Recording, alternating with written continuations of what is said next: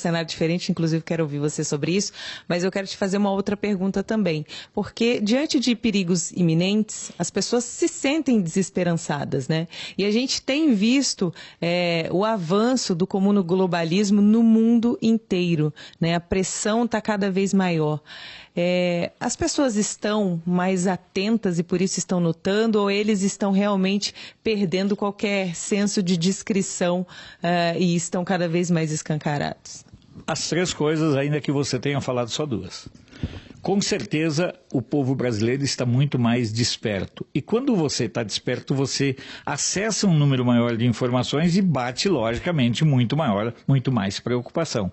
Na verdade, mais do que o comunismo, o social-comunismo que está aí, o bolivarianismo, o que me preocupa é que essa nova esquerda vem respaldada pelo narcotráfico.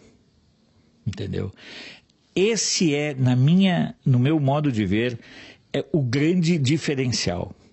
Nós temos uma esquerda hoje totalmente ligada, controlada, financiada e identificada com o crime organizado e com o narcotráfico. Observem que é a partir do narco que a esquerda se consolida. Então, mais do que o comunismo em si, o que o comunismo tem usado é as drogas para destruir a sociedade.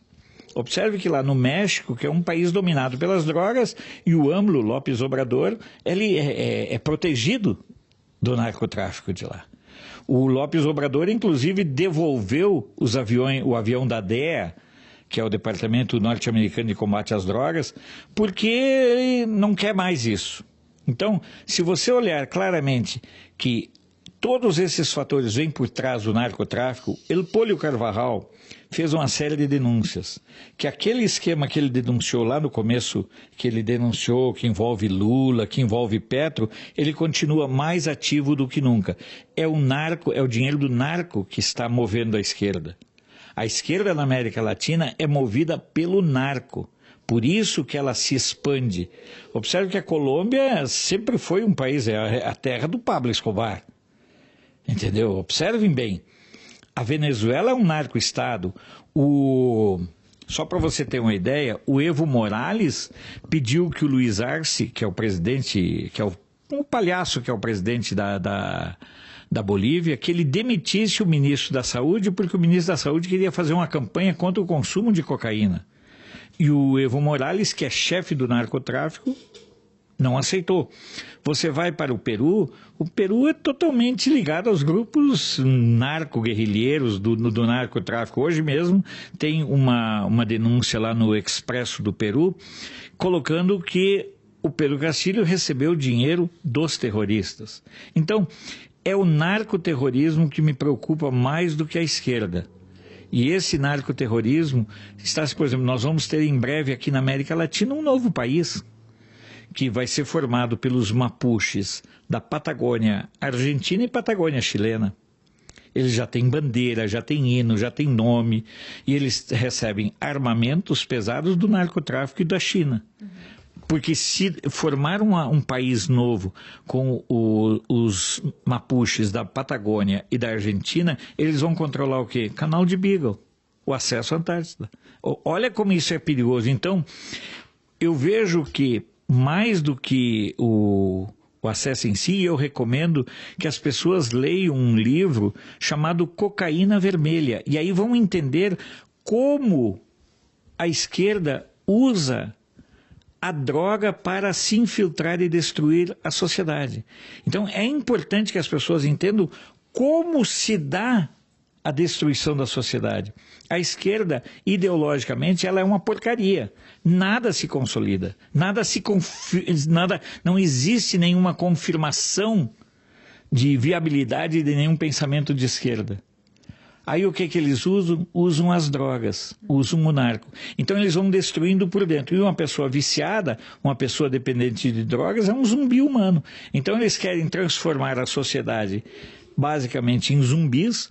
O Alberto Fernandes da Argentina, por exemplo, Andréia, ele defende claramente que você tem um apartamento, você pagou a vida toda pelo seu apartamento. Quando você morrer e seu marido morrerem, esse apartamento não será mais seu, nem dos seus filhos, volta para o Estado. O teu patrimônio será teu enquanto você estiver vivo. O mesmo com as fazendas. Isso é a agenda, no último Fórum Mundial lá de Davos, ficou bem claro. Eles querem que chegue um momento em que você não seja mais dono de nada e que você não se preocupe com mais nada.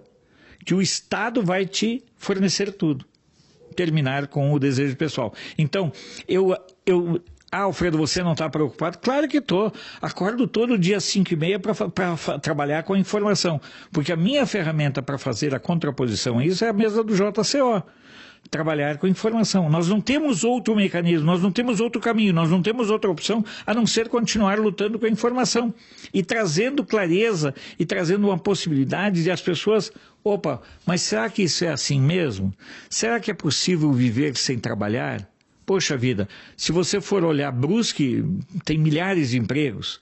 Chapecó, na semana passada, tinha 1000 vagas de emprego abertas. Emprego tem. O problema todo é que eles querem desestimular o trabalho para que a pessoa se ache melhor ganhar 400 ou 500 reais por mês sem trabalhar do que ganhar 2.000 reais por mês, por exemplo, trabalhando. Esse talvez seja o fator de maior destruição interno que a droga e que a esquerda consegue fazer.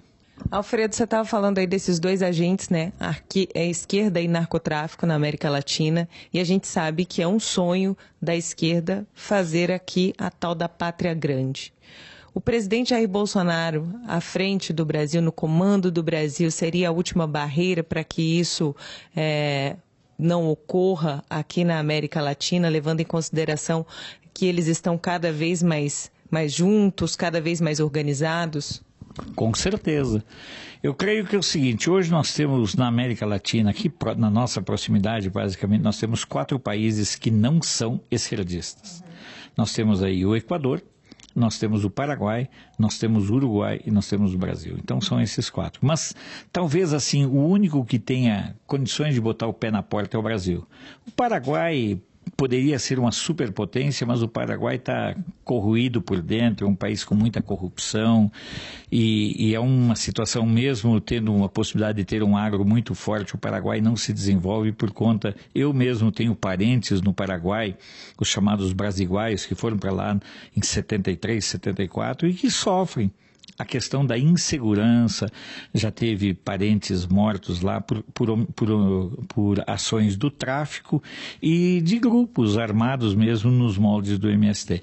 Então o Bolsonaro, e é o seguinte, o Brasil sozinho representa mais do que todos esses países juntos. André, se você somar a dimensão territorial do Brasil e o seu impacto econômico, PIB e tudo mais, soma todos esses outros países, não dá o Brasil. Se você somar territorialmente, pelo amor de Deus, não, sabe, o Brasil é muito maior do que o resto dos países. Então, eu vejo, por exemplo, algumas sinalizações. Em 2023, a Argentina pode eleger o Milei, entendeu? É uma situação, dificilmente o kirchnerismo, que já é a metástase do peronismo, dificilmente o kirchnerismo vai fazer a sucessão do Alberto, quer com o Alberto, quer com a Cristina. A Cristina que será julgada por casos de corrupção. A Suprema Corte da Argentina acatou nesta semana, negou todos os recursos e agora a Cristina Kirchner será julgada pelos crimes de corrupção. Ou seja, ela tem uma possibilidade muito grande de talvez voltar a ser o casalzinho com Lula dentro da cadeia. Entendeu? Que seria o ideal botar os dois numa cadeia para ver se eles lá dentro ficassem bem. Mas então, é preocupante sim, o Brasil é a única barreira que nós temos. A barreira que o comunismo não consegue vencer é o Brasil. Mas eu refuto, além do Bolsonaro em si, que é um grande líder carismático e tudo, nós temos a ação, eu diria, dos evangélicos, do agro brasileiro, porque eu não vejo alguém do agro ser capaz de defender as ações políticas do Lula. Basta lembrar que no governo do Fernando Henrique Cardoso houve 2.500 invasões de propriedades rurais pelo MST. Durante os 8 anos do Lula, nós tivemos cerca de 2.000 invasões. No governo da Dilma, nos 6 anos, mais de 1.000 invasões. No 2 anos do governo do Temer, nós tivemos algo como 178, 180 invasões. Nos 3 anos e meio do governo do Bolsonaro, nós tivemos 15 invasões. Isso dá uma tranquilidade muito grande para o campo. Porque se você está no campo e você tem a tranquilidade de produzir, já é um fator de ganho. Então, o Brasil é sim a última barreira. Por isso que eles odeiam tanto o Bolsonaro. Mas eles odeiam o Bolsonaro, eu costumo dizer, Andréia, porque eles, no fundo, odeiam o povo brasileiro. Eles odeiam o Bolsonaro porque é mais fácil odiar um do que odiar a vontade aí de 90, 120, 130 milhões de brasileiros que não querem, que não aceitam a volta da corja, da camarilha, desses que fizeram parte da cleptocracia, que vem a ser o governo de ladrões. Eu queria só voltar um pouquinho sobre a questão do narcotráfico, porque o governo Bolsonaro vem dando bastante prejuízo, né, para o narcotráfico, né? Muitas apreensões de drogas no Brasil têm sido feitas, né? Projetos de ocupação da Amazônia, conexão de internet para escolas, presença de militares na região, e tudo isso pode acabar se o Bolsonaro sair e o Lula, Deus nos livre, voltar para a presidência desse país, né? E aí fica um ambiente perfeito para o narcotráfico, para essas ONGs, né, que a gente não sabe exatamente o que faz ali na região da Amazônia. Como é que você vê isso? Da mesma forma, eu vejo preocupante o quadro que nós vivemos, porque eles precisam que o ladrão volte para o comando. As organizações criminosas, elas estão com fome, entendeu? Os ladrões estão com fome.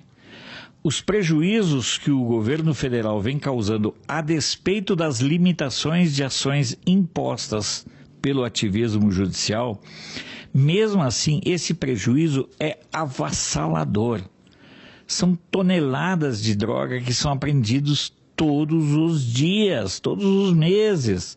Armamentos que são pegos de contrabando. E isso com todas as ações limitadas que o governo pode realizar. Observem bem, nós temos aí uma situação, muitas situações novas. A chegada da parceria com Elon Musk, por exemplo, levando internet para a Amazônia, vai evitar que aconteça algo muito simples. Hoje, as informações de monitoramento da Amazônia chegam antes para o governo chinês do que para o governo brasileiro. Você sabia disso, meu amigo, minha amiga?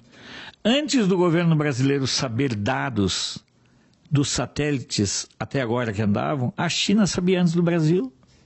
Esse é o quadro. Por isso que a esquerda estrelou quando Elon Musk falou em colocar satélites sobre